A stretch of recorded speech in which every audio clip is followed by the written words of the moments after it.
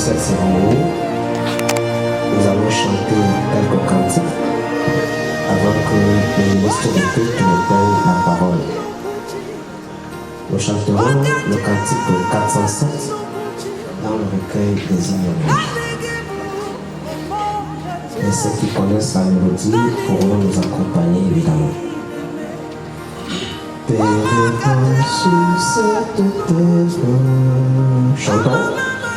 Pèlerin sur cette terre, je m'avance vers le ciel, vers le pays de lumière, c'est jour éternel. Ici l'ennemi sans nombre, je me vois environné. Ma route souvent est sombre, mais je suis aimé.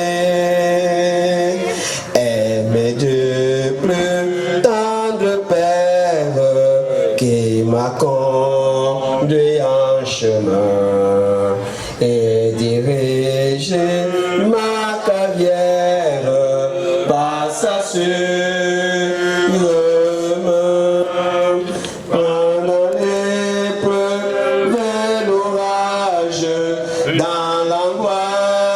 c'est la douleur, sa voix me dit, prends courage, je suis ton sauveur.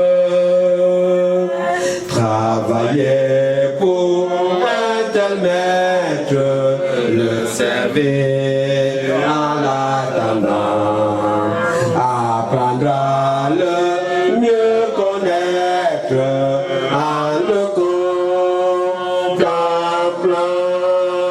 Quel bonheur incomparable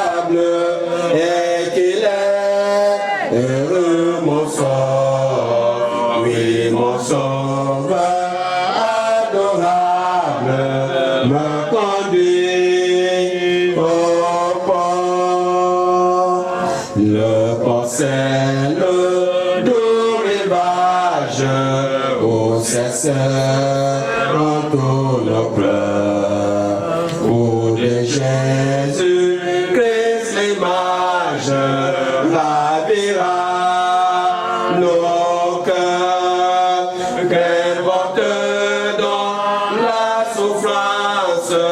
Jésus vient devant les yeux, bien près est la délivrance et s'ouvre les cieux. Ne crains rien, je t'aime. Chant. Ne crains rien, je t'aime. Je suis avec toi. Promesse suprême qui soutient ma foi. La sombre vallée n'a plus de terreur. L'âme consolée, je marche avec mon sauveur. Non, jamais tout seul. Non, jamais tout seul. Jésus mon sauveur me garde, jamais ne me laisse seul. Non, jamais tout seul. Non, jamais tout seul. Jésus mon sauveur me garde, je ne suis jamais tout seul. L'aube matinière ne lui qu'au beau jour. Jésus ma lumière m'éclaire toujours. Quand je perds de vue la radieux à travers la nuit, Jésus me montre les cieux. Non, jamais tout seul. Non, jamais tout seul. Jésus mon sauveur me garde, jamais ne me laisse seul. Nous voulons te reconnaître comme Dieu, comme Créateur en ce moment où nous commençons les cérémonies d'enterrement pour ton fils Lancelot. Seigneur, en ce moment, tout ce que nous faisons, il ne nous entend pas, il ne nous voit pas. Mais tu as sûrement un message. La perte d'un être humain, c'est un moyen où tu veux nous parler. Seigneur, permets que tous ceux qui sont ici, alors qu'ils se rappellent de leur ami, de leur frère, de leur mari, de leurs camarades de service, que ces moments nous soient ce que nous pouvons aussi passer à réfléchir sur la brièveté de la vie et à nous poser des questions pour ce que nous allons faire lorsque notre tour sera là. Seigneur, veuille nous assister. Permets que pendant toutes les cérémonies que nous allons passer ici, que ton esprit seul nous guide. Que ceux qui ne puissent t'honorer, que tout esprit maléfique puisse être éloigné de cet endroit et que seule ta puissance agisse. Merci parce que tu restes au contrôle. Même les efforts de la nature, tu permettras que le ciel soit clément et que tout se passe avec toi et pour ta gloire. Merci de nous avoir exaucés.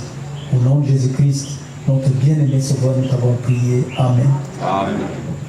Bien-aimés dans le Seigneur, que la paix et la grâce de Christ soient notre partage. Amen. Nous bénissons notre Dieu pour notre présence en ces lieux, avec l'assurance et les promesses divines. Et déjà notre présence d'après le texte de Jacques chapitre 1 verset 27 qui dit la religion pure et sans tache devant Dieu consiste à visiter les veuves et les orphelins dans leurs afflictions et à se détourner aussi des souilles de ce monde. Donc ce texte justifie notre présence ici. Ça veut dire que nous voulons faire partie de cette religion pure et sans tache devant Dieu, qui consiste non seulement à aller dans les milieux de fête pour manger et boire, mais aussi assister à ceux qui sont éprouvés. Que Dieu vous bénisse. Amen. Au-delà de cet élan d'amour, de compassion, la suite du texte aussi nous interpelle aussi à nous dépouiller des souillures de ce monde. Nous sommes là en termes de méditation introductive à ce programme des obsèques de la créature, de l'enfant, de l'être créé par Dieu, notre Père, notre Fils, notre frère, grand-père, Lancelot. L'inquiétude détruit l'homme. Et Jésus posait la question à ses disciples, à ses interlocuteurs, dans le livre de Matthieu au chapitre 6, verset 27, il est dit: qui de vous, par ses inquiétudes, peut ajouter une coudée à la durée de sa vie? On est inquiet, on se pose bien des questions, l'avenir est incertain. On se dit, qu'est-ce que l'avenir nous réserve? Qu'est-ce qui va se passer après 1 an, après 2 ans? Une incertitude totale. Et on arrive à attraper des maladies, l'AVC et autres, à cause des inquiétudes. On se pose la question, est-ce que la vie vraiment vaut la peine d'être vécue? On est inquiet. Qu'est-ce que nous allons manger demain? Après les études, qui serais-je? Est-ce que j'aurai du travail? Est-ce que j'aurai un foyer? Est-ce que j'aurai des comptes en banque? On s'inquiète et on tombe malade. D'autres sont vraiment à passer de vie à trépas. Pour mettre donc un terme à cette méditation, nous allons exécuter les paroles du cantique Hymne Louange 296. Au dernier couplet, nous nous mettrons debout et le pasteur mettra un terme à ce culte. Quel autre ciel ai-je que toi? Quel autre ciel ai-je que toi? Chant. Quel autre ciel ai-je que toi? Oh mon Dieu, mon sauveur, n'as-tu pas ouvert à ma foi les trésors de ton cœur? Il est en avocat auprès du Père. Il est en avocat auprès du Père. Quelle merveille d'être baptisé du ciel.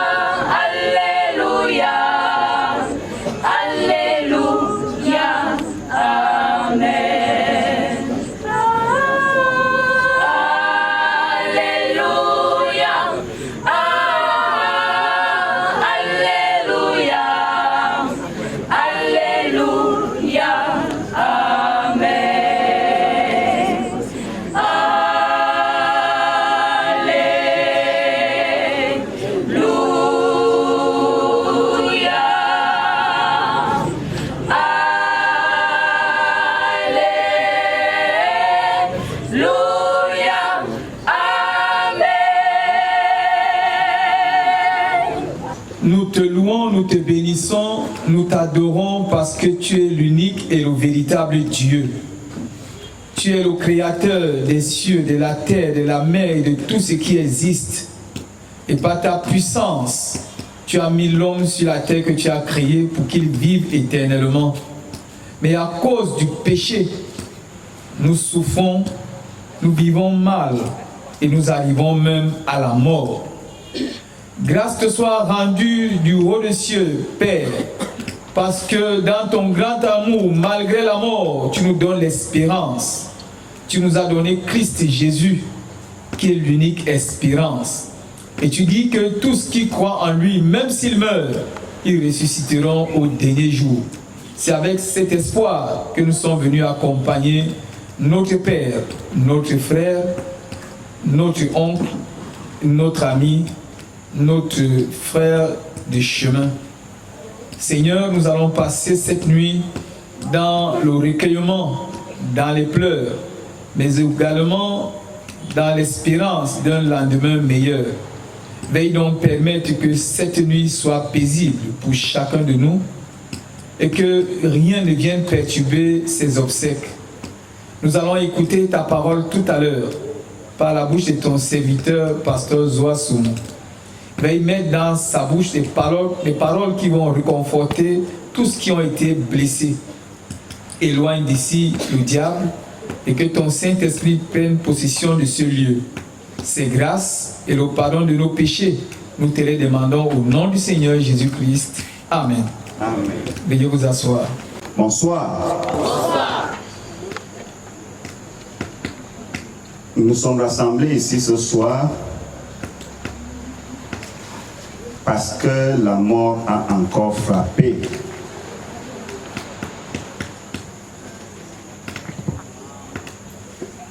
Quand vous parcourez un peu partout dans notre pays, à partir de jeudi, dans les morgues, vous allez voir les corps qu'on enlève, des centaines et des centaines.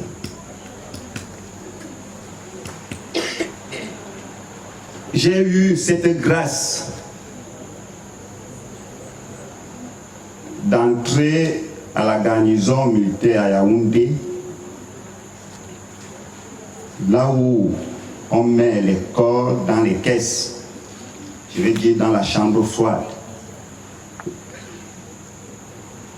Et lorsque je suis entré dans cette chambre réservée seulement aux responsables de ce lieu,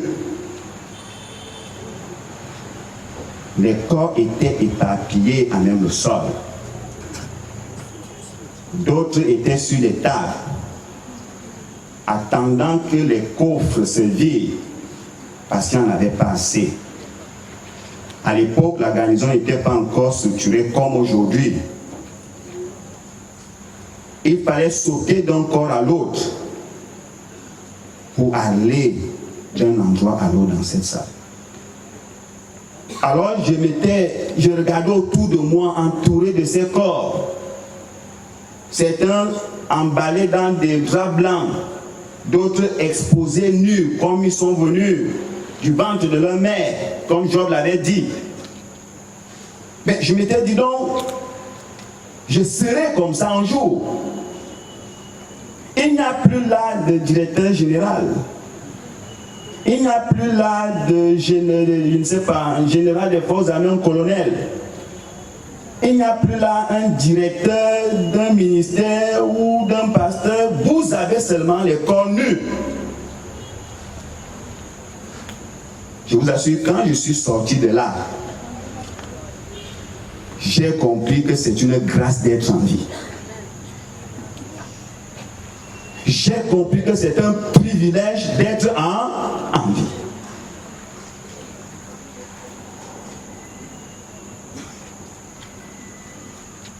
Un jour, il y a des choses dans la vie qui vous marquent à l'esprit. Essayez de voir ce parent cette maman, ce papa, qui est à l'hôpital et dont les médecins annoncent que ton enfant ne peut plus guérir, mais vois tout doucement comment son enfant est en train de mourir. Je ne sais pas si un jour, cette image pourra quitter la tête de cette personne. Alors un jour, il y a un beau matin, je me lève pour aller au travail. Je suis en route, pour ceux qui connaissent la barrière, là où certains descendent souvent, mais un peu plus devant. Je suis placé à temps un taxi. Alors le fils du voisin qui avait environ 5 ans, déjà je ne sais pas ce qu'il venait chercher là, ou son parent l'a envoyé, je ne sais pas. Au lieu de me dire, tonton, aide-moi à traverser la route, je vois le jeune homme, il déclenche en courant pour traverser la route. Et au moment où il déclenche sa course pour traverser la route, je ne vous décris pas la scène. Ce gendarme qui était dans une Mercedes a beau freiner, il a tout fait pour freiner. Sur une distance d'environ 100 mètres, il a tout fait pour freiner et maîtriser au même moment le véhicule, parce que le véhicule était aussi plein des hommes et des femmes. Je vous assure, il a porté l'enfant. Quand l'enfant retombe, c'était la tête qui était là-bas, le corps qui était là-bas. Alors, quand le véhicule freinait, ça avait fait des bruits, les gens commencent à sortir de part et d'autre. Quand ce papa nordiste, qui n'était qu'un simple débrouillard, on essayait de l'arrêter, il veut prendre la tête de l'enfant, il veut prendre le corps.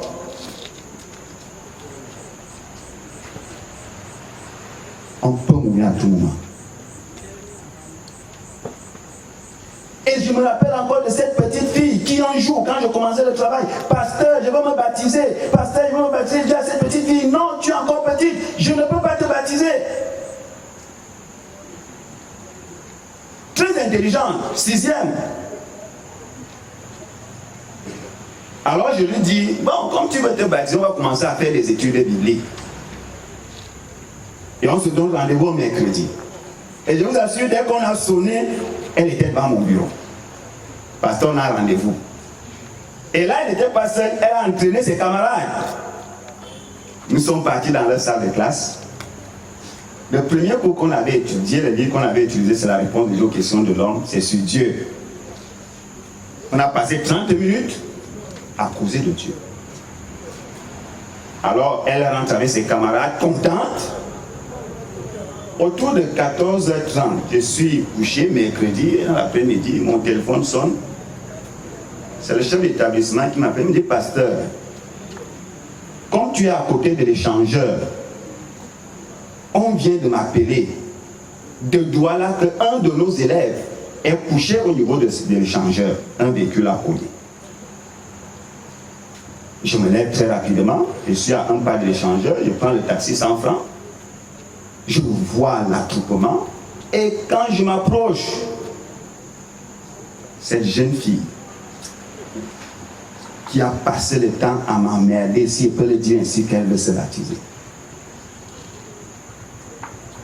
Et depuis ce jour, j'ai commencé à poser la question à Dieu, mais quel est ce phénomène?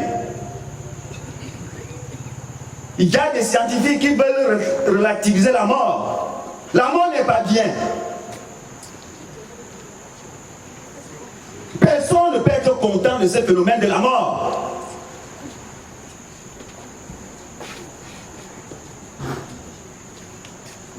La mort nous vole nos jambes. La mort arrache nos vies. La mort arrache nos êtres chers. Et Dieu dit que tout ce qu'il avait fait était comment? Bon, mais d'où vient la mort?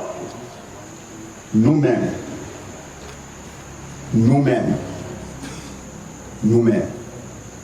nous avons appelé la mort. Par la désobéissance à la loi de Dieu. Le thème de notre causerie de ce soir, c'est jusqu'à ce que la mort nous sépare. Quand ces jeunes couples se disent des vœux d'amour, n'est-ce pas? Jusqu'à ce que la mort nous sépare. Il y a un jeune a dit quelque part, jusqu'à ce que la mort vienne se mêler de nos vies.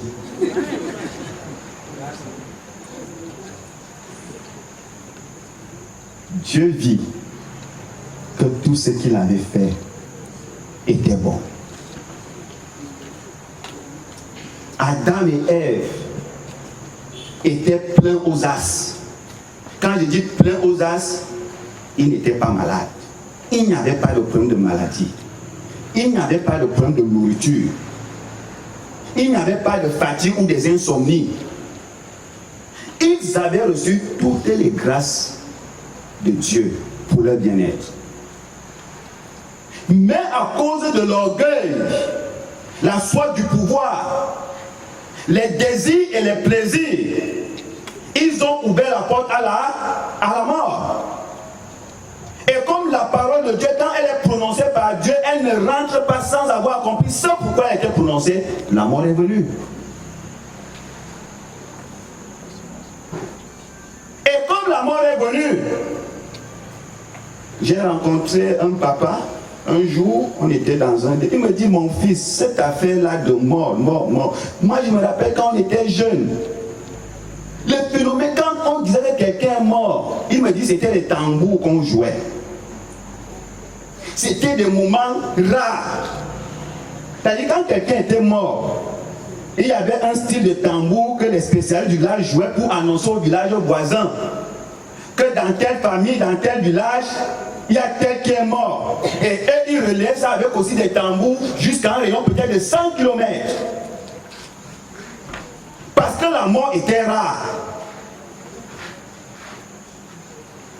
Mais aujourd'hui, les cercueils sont alignés comme ça, aller dans les morts. À partir de mercredi, jeudi, vendredi, c'est grave, c'est aligné. Et malheureusement, vous allez voir la catégorie de personnes, c'est les jeunes.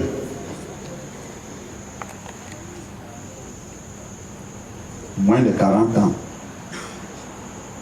Moins de 40 ans. Parce que le jeune d'aujourd'hui dit à ses parents, c'est votre époque, laissez-nous, nous sommes modernes, nous sommes androïdes, laissez-nous ça. Dieu, on n'en a pas besoin pour le moment, c'est quand on sera vieux. Tu es sûr que tu seras vieux?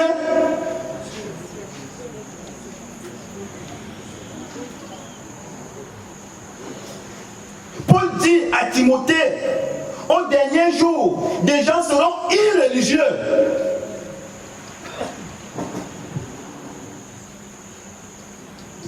Dans une classe, ici, je suis pasteur au collège adventiste de Kribi.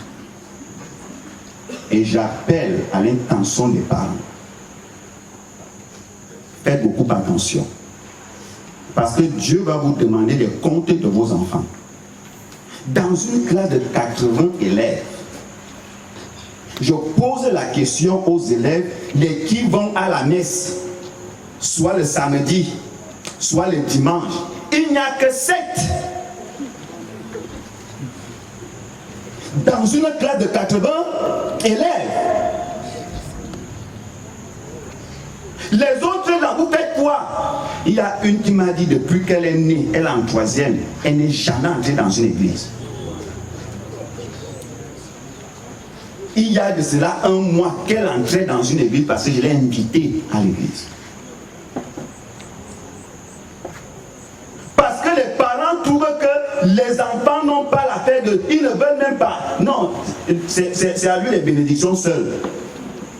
Le parent va prier, l'enfant n'est pas, l'enfant reste à la maison. Non, les bénédictions c'est pour le parent. Et il y a même certains parents qui n'y vont même pas. On cherche l'argent 7 jours sur 7. Vous allez construire quel pays? Vous allez être même riche plus que qui? 7 jours sur 7, on cherche l'argent. 7 jours sur 7, on cherche l'argent. Pas de prière matinale. Il n'y a pas de vie matinale. Les enfants se lèvent comme des boucs. T'as dit, les gens se proclament être les détenteurs de la vie. Tu passes une nuit, tu pouvais mourir dans ton lit, vrai ou faux? Mais Dieu t'a donné la grâce de te relever le matin. Même dis merci à Dieu, on saute du lit comme des moutons et des mous. Le soir, on a même fini la journée, on n'avait pas l'assurance de rentrer à la maison. Mais Dieu te donne la grâce de revoir ta famille. Même dis merci à Dieu avec tes enfants, tu es incapable de le faire. Mais quand tu meurs, on commence à chercher les pasteurs, les prêtres partout.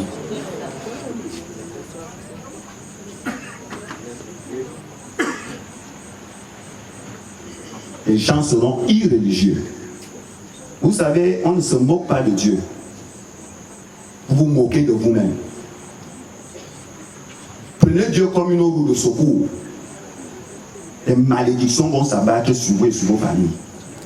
Parce que Dieu lui ne ment pas. Et Dieu lui ne s'amuse pas. Et le phénomène de la mort qui est devenu récurrent. On est même devenu, il y a des amis de la mort à cause de l'abondance du péché. Et on se plaît à pécher. On aime faire ce qui n'est pas bien. Mais dès qu'on dit aux gens que voici les principes de Dieu, on trouve que non, c'était passé, c'était pour les Juifs. La Bible nous dit qu'au dernier jour, les gens vont aimer les sermons où on leur dit qu'ils vont être riches. C'est le bon sermon aujourd'hui. Au nom de la famille Ndiébouri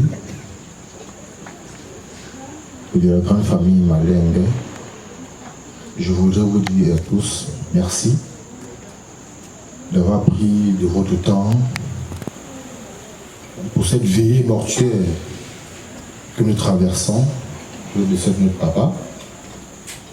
Je veux dire merci aux amis et connaissances, je veux dire merci à ceux qui ont pris la route des villes lointaines pour se retrouver à Crévis ce soir. Je sais combien ça peut ne pas être facile, mais par amour pour soit une connaissance, soit pour la famille, vous êtes là ce soir. Et pour ça, je vous dis vraiment grandement merci. Toutes les chorales représentées vont chanter jusqu'à l'aube. Pour la journée de demain, je voudrais juste rappeler, au vu de la distance, de ceux qui ont plus le temps de venir d'autres villes, nous allons, le programme qui a été inscrit dans le faire-part, il y a juste un petit indicatif. Nous allons aller très vite demain, afin de permettre à ceux qui sont venus de loin de pouvoir rentrer tranquillement, sans pression en fait. Donc, dès 9h, nous allons commencer avec la réception des invités. Et nous allons respecter ce timing afin que, qu'on finisse assez tôt, qu'il y ait la collation et que les gens puissent prendre la route tranquillement. Lancelot, c'était son surnom, c'était pas son prénom pour vous dire. Celui qui est couché s'appelle Ndiébouri Henri. Tout court. Mais son prénom était plus populaire que son nom. Enfin, son surnom, je vais dire. Son surnom était plus populaire que son nom. Et j'ai pas voulu enlever ça. Quand dans tous les documents qu'on faisait, on mettait Ndiébouri Henri et on mettait Lancelot. Mais Lancelot, c'est pas son prénom.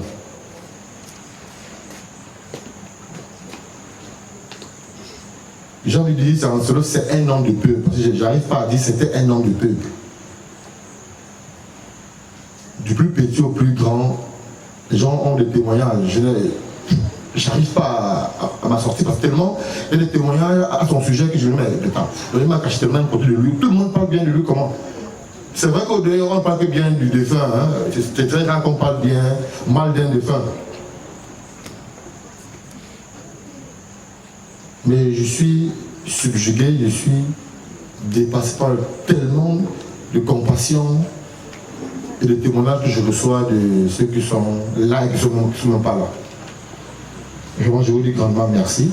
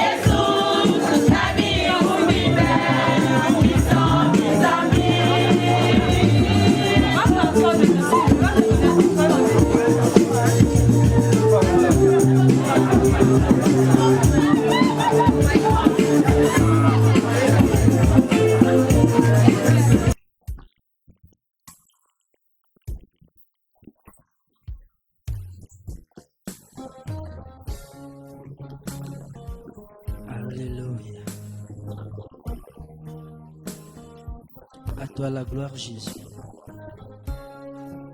Parce que tu es le Tout-Puissant. Tu es celui qui dit et la chose s'accomplit. Personne ne peut résister à ta parole. Car ta parole est esprit et vie. Lorsque tu déclares, elle s'accomplit, Jésus. Gloire à toi, Jésus. Parce que tu es le Tout-Puissant. Lorsque tu dis, ça s'accomplit. Il n'y a personne qui est comme toi, Jésus. Gloire à toi, Papa. Papa, c'est toi qui dis un mot et la chose s'accomplit. Papa, c'est toi qui dis un mot et la chose s'accomplit. Chantez, papa, papa, c'est toi qui dis un mot et la chose s'accomplit. Chantez, papa, papa, c'est toi qui dis un mot et la chose s'accomplit. Chantez, papa, papa, c'est toi qui dis un mot et la chose s'accomplit. Papa, c'est toi qui dis un mot et la chose s'accomplit.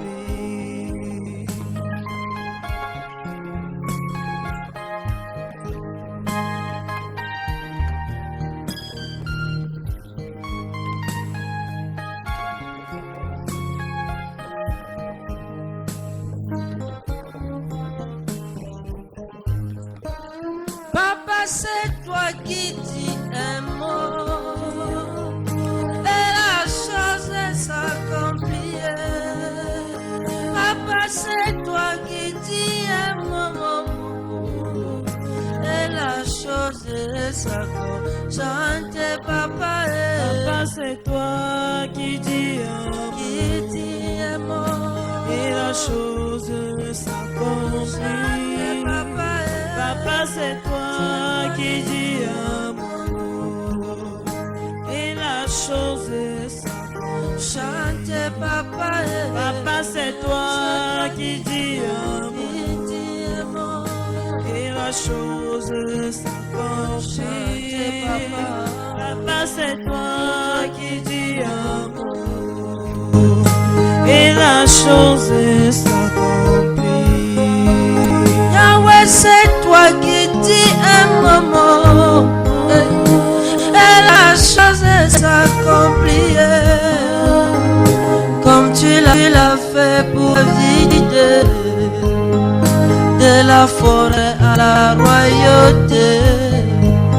Papa, c'est toi qui dis un mot et la chose s'accomplit. Papa, c'est toi qui dis un mot et la chose s'accomplit. Papa, c'est toi qui dis un mot et la chose s'accomplit. Chantez, papa, papa, c'est toi qui dis un mot et la chose s'accomplit.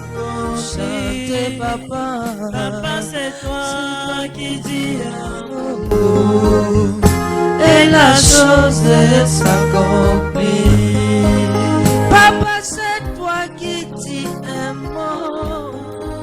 Yahweh, c'est toi qui dis un seul mot. Shiloh, c'est toi. Papa, c'est toi.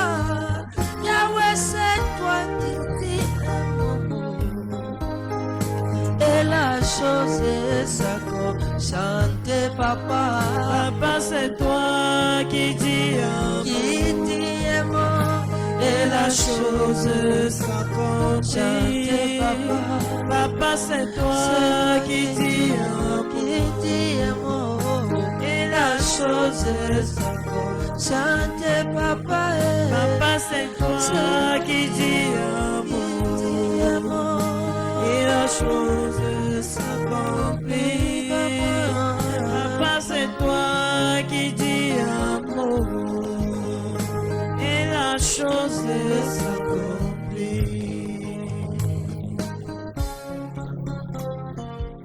Oh Jésus, toi qui changes les temps, toi qui pourvois dans le désert, Jéhovah Jireh. Ce matin, dis un mot. Seigneur, toi qui dis un mot, la chose s'accomplit. Seigneur, ce soir, dis un mot dans ma vie. Dis un mot dans la vie de ce peuple, Seigneur. Dis un mot, ma vie va changer. Dis un mot, ma vie va changer. Dis un mot, ma vie va changer. Dis un mot, ma vie va changer. Dis un mot, ma vie va changer. Papa, dis un mot, ma vie va changer. Dis un mot, ma vie va changer. Papa, dis un mot, ma vie va changer. Dis un mot, ma vie va changer. Jésus, dis un mot, ma vie va changer. Dis un mot, ma vie va changer. Papa, dis un mot, ma vie va changer.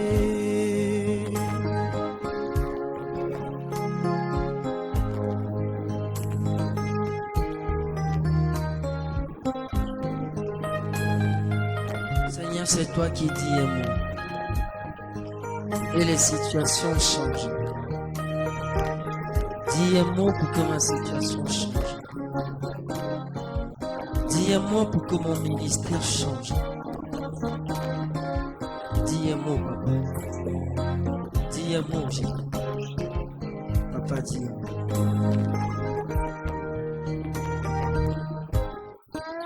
Papa, dis un mot, ma vie va changer. Yahweh, dis un mot, mon histoire changera. Papa, dis un mot, ma vie va changer. Dis un mot, ma vie va changer. Comme tu l'as fait pour David, de la forêt à la royauté. Dis un mot, ma vie va changer. Dis un mot, ma vie va changer.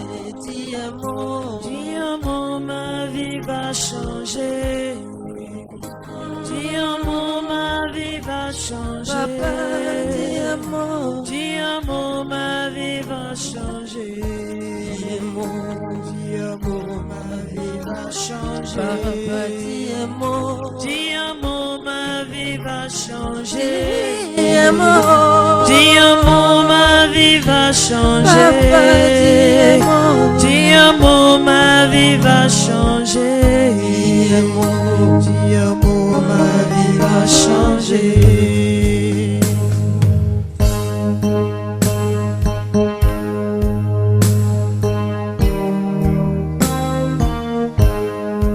Oh Jésus, laisse ta puissance couler en nous ce soir, afin de briser les jougs, afin d'ouvrir les portes qui ont été fermées dans nos vies, les portes du mariage, les portes de la fécondité, les portes des diplômes et de l'emploi. C'est pourquoi nous t'appelons ce soir.